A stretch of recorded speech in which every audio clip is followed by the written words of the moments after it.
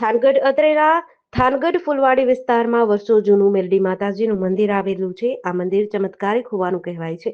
માનતા રાખવાથી ભક્તોની ઈચ્છાઓ પૂરી થવાની માન્યતા છે। આ મેલડી માતાજીના મંદિર મુકામે પૂનમ નિમિત્તે થાનગઢમાં દર પૂનમની જેમ આ પૂનમે પણ શ્રી બાવળવાડા મેલડી માતાજીના મંદિરે આયોજન કરાયું હતું, જેમાં પ્રસાદી રૂપે ગરમા ગરમ ચાપડી ઊંધિયાની પ્રસાદી રાખવામાં આવી હતી।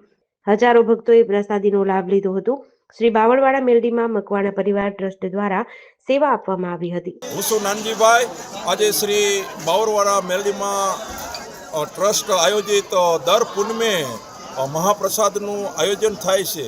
ખાસ કરીને મહાપ્રસાદની અંદર જે કંઈ ફાળો આવે એ ફાળો આ મહાપ્રસાદમાં વપરાય છે અને જે કંઈ વધશે એ મંદિરની અંદર વપરાવાનો છે। ટૂંક સમય પહેલાં જ રાત્રિ પ્રકાશ ક્રિકેટ ટુર્નામેન્ટનું આયોજન કરવામાં આવેલ હતું મંદિરના લાભાર્થે, જેની અંદર પણ 5 લાખ કરતાં વધારે ફાળો વધેલ છે। જે તમામે તમામ પૈસા માતાજીના મંદિરના લાભાર્થે વાપરવાના હોય, 50% ઉપર માતાજીનું મંદિર પરિપૂર્ણ ધાંગધ્રા થઈ રહ્યું છે અને જ્યારે પૂરું થાય એટલે તરત જ અહીંયા મંદિર બનવાની કામગીરી શરૂ થશે અને આ મહાપ્રસાદ લેવા માટે સૌ માય ભક્તોને નમ્ર વિનંતી છે કે પધારો, પ્રસાદ લઈ પાવન થાવ। નમસ્કાર મિત્રો, કે આપણી બધાને તો ખબર જ છે કે થાનગઢની અંદર શ્રી બાવળવાડા મેલડી માતાજીનું મંદિર આવેલું છે।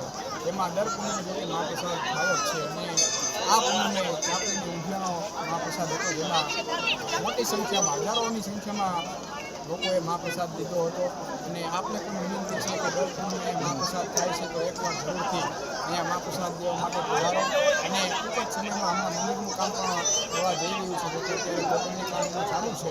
ધાંગધ્રા રાજસ્થાનના પથ્થરથી, જૈસલમેરના પથ્થરથી માતાજીનું ભવ્ય મંદિર બનવાનું છે, જેમાં અત્યારે કોતરનું કામ 50% જેટલું પૂર્ણ થયું છે। 100% પૂર્ણ થઈ જાય પછી આપણે અહીંયા મંદિરનું કામ ચાલુ કરવાનું છે। JDC ન્યૂઝ સાથે જયેશ મોરી, થાનગઢ।